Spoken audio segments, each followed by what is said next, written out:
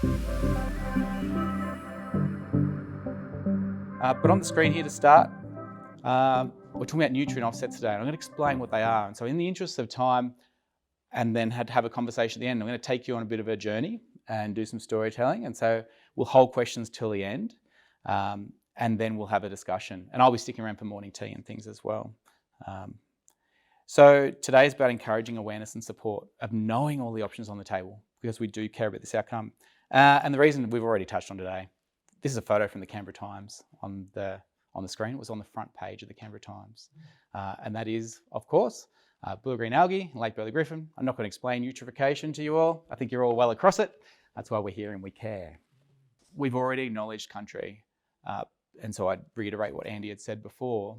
But I would say that to care for country, the nutrient mechanism approach is part of caring for country. And so it's important for us as land managers and custodians of the water cycle to have all options on the table.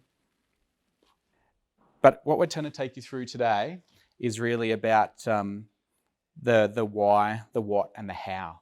What is this? How does it work? And really, nutrient offsets is about some people who are willing to buy nutrient offsets from people who are willing to restore their landscapes and keep it. So it's this trade between point and diffuse source pollution. So I'll show you in the next slide about what that means. And the reason why is, this is Lower Molonglo, who, for those who haven't seen it, it's at the confluence of the Murrumbidgee and Molonglo rivers. It is dealing with discharge of sewage from a population of around 500,000 and growing. And we'll have to augment that. We are now, right now, and we'll do a talk about it in the update. And we talked with some of you good people a few weeks ago to handle our nutrients for the future with increasing population growth. But there's a fine point where that's perhaps not the best approach for us to take. There's an exponential curve of diminishing returns for us to invest to reduce nutrients further. And this Lower Molonglo plant was designed in the 1970s. It's what was considered then and still is a high nutrient removal plant. It still benchmarks very, very favourably across most New South Wales sewage treatment plants when we look at it. And so it's still performing quite well. But can we do better? Should we look elsewhere? Look, this is what this presentation's about today. So we talked before about, is sewage the biggest contributor to nutrients in our catchments? This is southeast Queensland. They're about 10 years ahead of us. They're 10 years ahead because they have to focus on aquaculture and the Great Barrier Reef and impacts that nutrients have on that. And they took a step back and said, well, point source, we know a lot about that. That's easy, And then diffuse source is what's coming off your landscapes, off your runoff. When soil moves, it's releasing nitrogen and phosphorus into our catchments. And so when we look here, the green is the diffuse, guys. The purple is the point source. We've already invested a substantial amount of money to deal with our sewage management and those point source solutions. And then it shows that perhaps the main opportunities might be dealing with those diffuse sources. And we know that future loads are going to be impacted by that land management, by population growth, and by more extreme events that we're likely to have under changing climate, with climate change. And so really, should we be transitioning our attention from the point source, we've already got a lot of work done, to looking at diffuse sources and how should we best approach that? Because we have money available to deal with point sources, but not necessarily so much on the diffuse. We rely on very limited natural heritage trust or land care programs, and we may not attract the funds that we're after.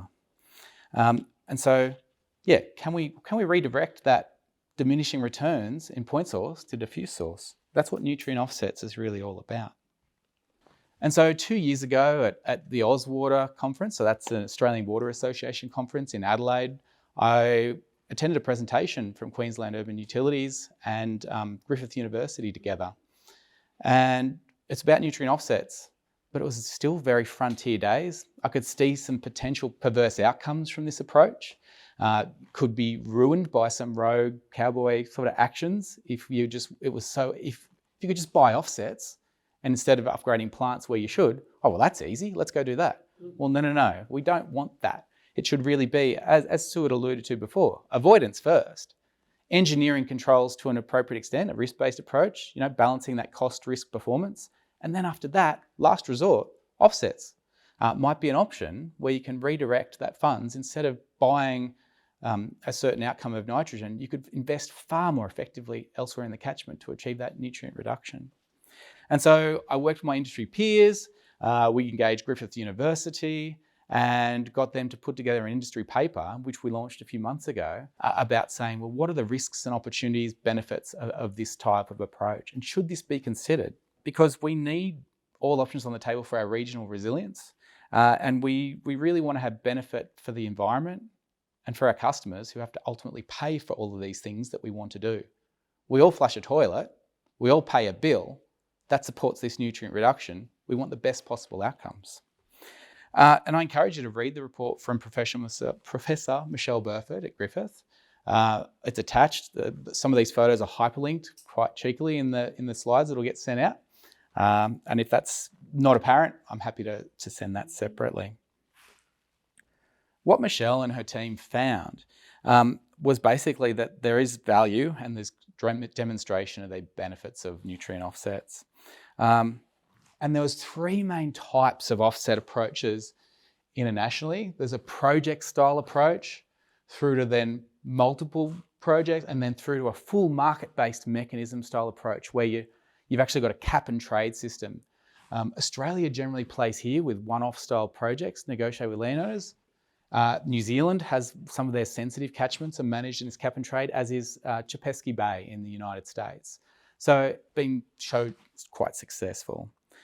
And really, I think we've already covered this. There's also some recommendations in there that in Australia, if we're going to move from the project-based approach through to more of a market, that there's some opportunities for improving adoption with better rigor and confidence and governance.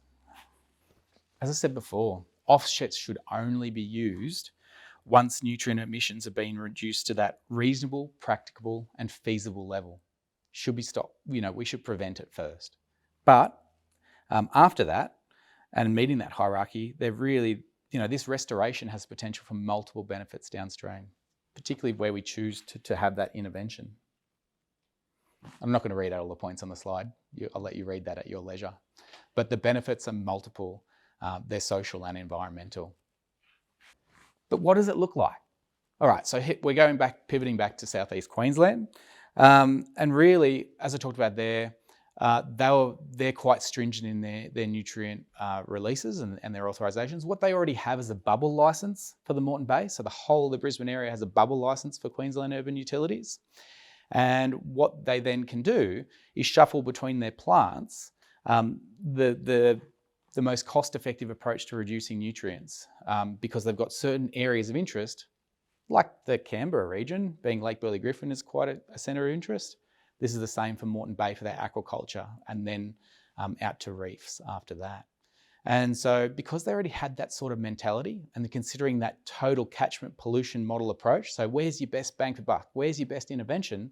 They then went, look at all these diffuse offsets from agriculture.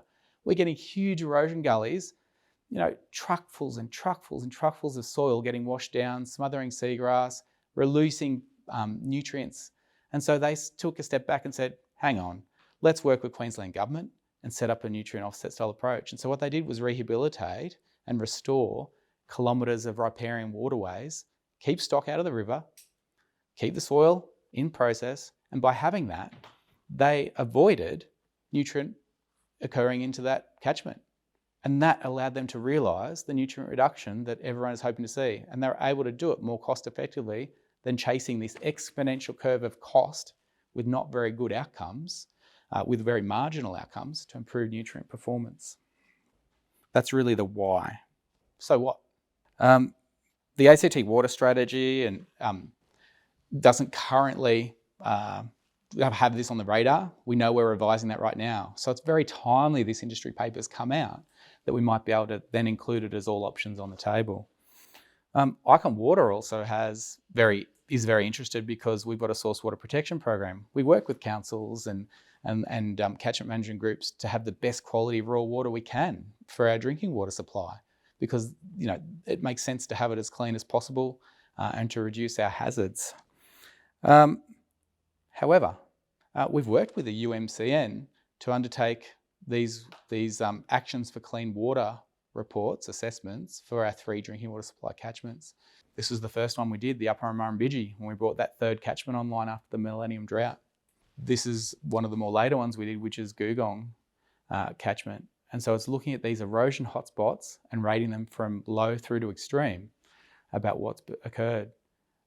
And what we did was we went back nearly 10 years later to the Upper Murrumbidgee. For those, some of you in the room might remember, of the 12 extreme hotspots identified, we went back 10 years later, 2 of them had been addressed. Of the extreme ones, we're talking meters by meters of soil moving downstream. That's what we've managed to achieve so far with the best intentions that we have, but the limited funding in this space.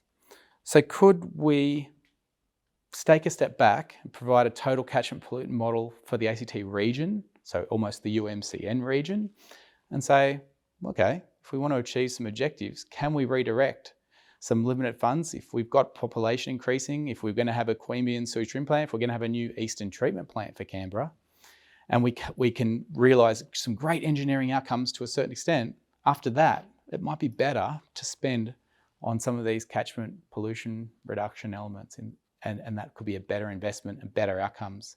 So we might get a better drinking water supply outcome, at the same time realising some benefits for Lake Burley Griffin, and overall, what's exiting the ACT, which is the objective of the ACT water strategy. So it's potential to stack multiple things up here, possibly. And so why does Icon Water care? Obviously, we're here saying all options on the table. We think it's potentially a viable option for our current wastewater strategy. And you'll see in the green here, this is Lower Molonglo, augmentation of Lower Molonglo to handle the bigger population, ahead of then potentially at this stage, looking most favourable, a new Eastern treatment plant where Fishwick Sewage Treatment Plant is now. We've evaluated all options, but that's the most viable at this stage. And the green could be part of nutrient offsets as part of giving us time to build that improvement for the Canberra community, and potentially ongoing. It could be an option on the table. And so it's really, that benefit could be just these more resilient watersheds, as we've talked about already. So the regulatory framework. Sue talked about this before. There is nothing precluding an approach to nutrient offsets in the ACT right now. Offsets are familiar, actually. We did have offsets included as part of the enlarged Cotter Dam after the Millennium Drought when that was enlarged. And we've also undertaken it, not we being Icon Water, but in the ACT, with major power line easements going through Namadgi National Park and Lower Cotter catchment with that vegetation. So this would be another lever or a tool in the toolkit. And that would occur perhaps under the existing environmental authorisation for Lower Molonglo, or even under the Environment Protection Agreement that we have with Canberra Sewer Network. So wherever we're going to have potentially nutrients coming out, it can be built in to then be a formal mechanism, a lot like our Lower Molonglo biological program that people asked about before. What are we doing? It would just be another formal element, but it's important that it's got rigour and that it's independent and we have confidence in it. So it'd almost be like a bubble licence style approach. So how? What might it look like? This isn't tomorrow. This is perhaps in a few years. So that's where we're talking to people now, encouraging all options on the table. Can we achieve an enabling environment here for this? And we don't see it as a problem. We see it as an opportunity for us to realise. And so really, we would want to be obviously undertaking that total catchment pollution model. Where should we be acting and why? We also want to think about equivalence. And I know Professor Ian Falconer is going to ask me afterwards, is what's absorbed to soil equivalent and bioavailable as what's coming out of a sewage treatment plant? And the answer is no. And so you've got to apply reasonable multipliers. You don't just get, say for, let's make it simple, 1 tonne of nitrogen. You don't just prevent 1 tonne of nitrogen that's associated with soil. There should be a multiplier effect. This should not be an attractive thing for you to do. It's your last resort option. And so you might say that should have a multiplier effect. Generally in Australia now, it's 1.5. But we might find here, it's not as bioavailable, what's sorbed to soil. So could it be a 2? So we've got to do some research with, say, University of Canberra and other partners here to say what's that equivalence ratio that might apply in an ACT region context. Of course, we want to have confidence that it's going to be rigorous. And then who would be involved in this style pilot? Obviously, the polluter pays principle applies. we're applying that on behalf of customers who we take their sewage, and we can cost recover. The regulator for us is the EPA. Landowners, we've got to work, it's sort of like your Greening Australia, Rivers of Carbon style approach. You've got to work with your coalition of the willing. So where these erosion hotspots are, if they're in the right area, that we get great multiplication with a Lake Burley Griffin outcome, a drinking water catchment outcome, a Murrumbidgee down to Adelaide outcome. How do we stack that up? We need a land management broker because they're the ones who have the relationships. It's like you're good people in the room.